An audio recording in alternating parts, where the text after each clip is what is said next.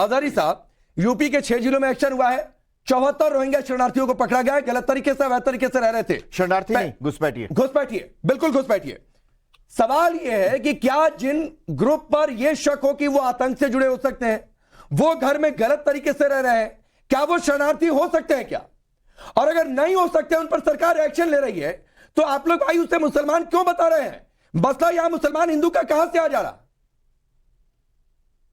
देखिए, यहां मैं बहुत जिम्मेदारी के साथ बात कर रहा हूं। जैसे आप बता रहे घुसपैठिए, उस लफ्ज से घुसपैठिया ही बहुत खतरनाक लफ्ज है। क्यों? घुसपैठिया भारत में घुसा, जैसे कैसे आया, क्यों आया? भारत की सेना सीमा पर खड़ी है। भारत में बहुत सारी एजेंसियां हैं जो खुफिया एजेंसियां कहलाई जाती हैं। उनके होते हुए अगर कोई गलत तरीके से घुसेगा तो उससे घुसपैठिया, आप ही के पास हूं, कहीं नहीं जा रहा। गलत तरीके से कोई घुसेगा तो उससे घुसपैठिया ही कहेंगे, शरणार्थी नहीं कहेंगे। पहली बात क्लियर कर लीजिए। मेरी बात तो सुन लीजिए आप। यहाँ कुछ भी नहीं है। यहाँ दाढ़ी टोपी मुसलमान होना काफी होता है। आप लोग दाढ़ी टोपी के नाम से किसी को आतंकवादी इन्हीं चैनलों पर किसी को अब आपने कह दिया कि अभी आपके ऊपर चल रहा था, एक सुर्खी चल रही थी कि वो आतंकवादियों से कनेक्शन है। मैं पूछना चाहता हूं, जैसे आप लोग, अरे हजारी साहब, एक तो पूरा देखा करिए, पूरा पढ़ा करिए, ऐसी बातें कहां से लेकर पूरा देखा करिए और पूरा पढ़ा करिए।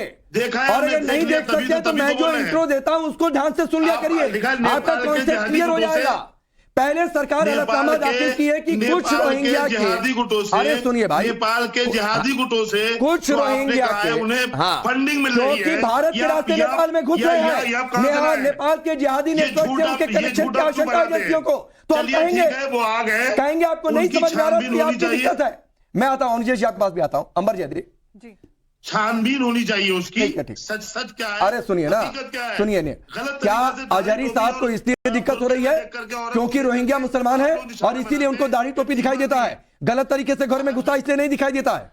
देखिए राकेश, ये बहुत अफसोस की बात है कि किसी भी भारतीय के लिए धर्म, जब राष्ट्रीय सुरक्षा की बात आती है तो धर्म वहां पर हमें देखना ही नहीं चाहिए। हमें ये देखना चाहिए कि कौन गलत तरीके से, घुसपैठिए की बात हो रही, घुसपैठिए को घुसपैठिया ही बोलेंगे, अब घुसपैठिए को मेहमान तो नहीं बोलेंगे।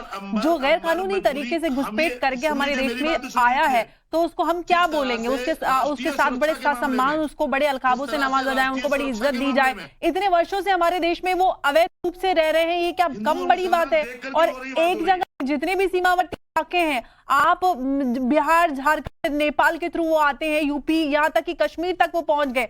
देश के अलग अलग राज्यों में, यहाँ तक कि बंगाल के थ्रू बंगाल पहुंचते हैं और बंगाल से सीधा वो दिल्ली और मुंबई की ट्रेन पकड़ते हैं और यहाँ पर फैल जाते हैं कि वो अपने आप को बताते हैं कि मैं मालदा से हूँ, मैं बंगाली हूँ। और फिर जब वो पकड़े जाते हैं तो पुलिस की नजर में आते हैं, और जो हमारी सुरक्षा एजेंसियां, उनके पास बड़ा आंकड़ा है कि किस तरह से वो भारत की जो अंदर के इलाके हैं उनमें भी फैल रहे हैं। वो इसलिए विरोध कर रहे हैं क्योंकि उनको मोदी सरकार से नफरत है, वो मोदी सरकार का विरोध करना चाहते हैं, इसलिए उन्हें हर जगह एंटी मुस्लिम बातें। देखिए, ये तो सीधी सी बात है, सवाल कर रहा हूँ, बात नहीं कर रहा हूँ, ये सवाल था अंबर जयद्री से।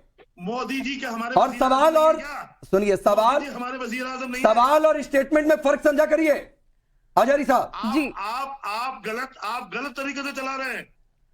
आपने कहा कि दाढ़ी मुस्लिम देखकर कार्रवाई हो रही है नेपाल से, फंडिंग माननीय हजारी साहब, मैं कुछ कहना चाहती हूँ। माननीय हजारी साहब अभी थोड़ी देर पहले आपने कहा दाढ़ी टोपी देखकर कार्रवाई हो रही है।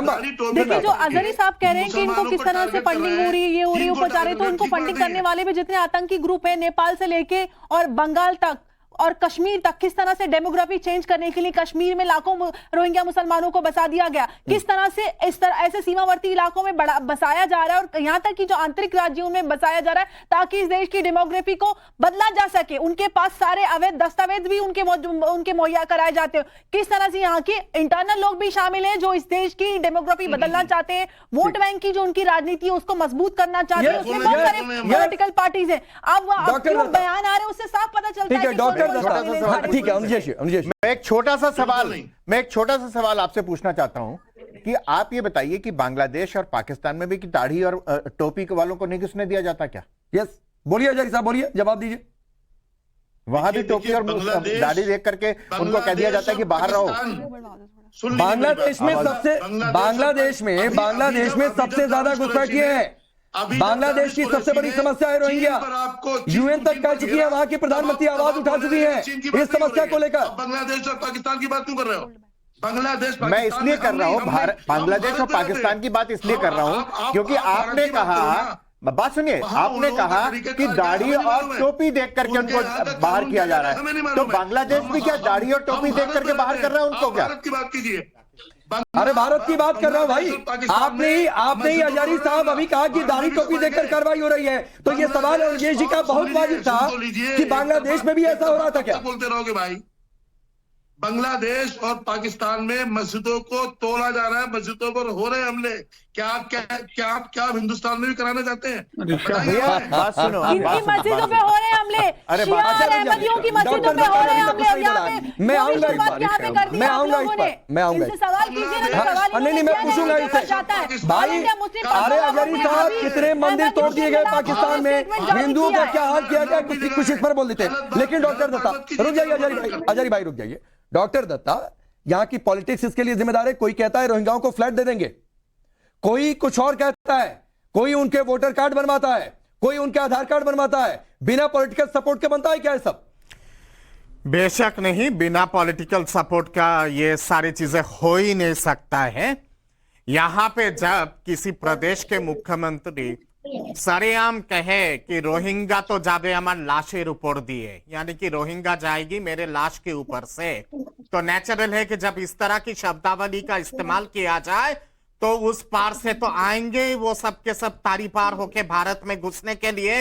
भारत में आज के डेट में बांग्लादेश से और म्यांमार से अवैध रूप से लगभग 2.5 से 3 करोड़ के आसपास इलीगल इमिग्रेंट्स हैं।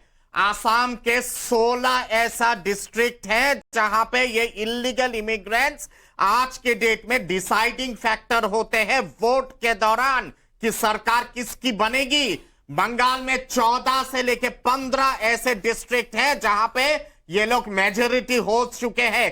किस किस डिस्ट्रिक्ट का नाम लूं? आसाम का मैं ग्वालपारा के बारे में कहूं, नलबारी के बारे में कहूं, धुबरी के बारे में कहूं, बंगाल के मुर्शिदाबाद के बारे में कहूं, वेस्ट दिनाजपुर के बारे में कहूं, या फिर मैं आपके 24 परगनास के बारे में कहूं, उत्तर पश्चिम परगना या फिर दक्षिण पश्चिम परगना या फिर कुछ बिहार के बारे में कहूं, तमाम रूप से जिस हिसाब से अवैध रूप से घुसपैठ हो रहा है, यह बहुत बहुत चिंता का विषय है।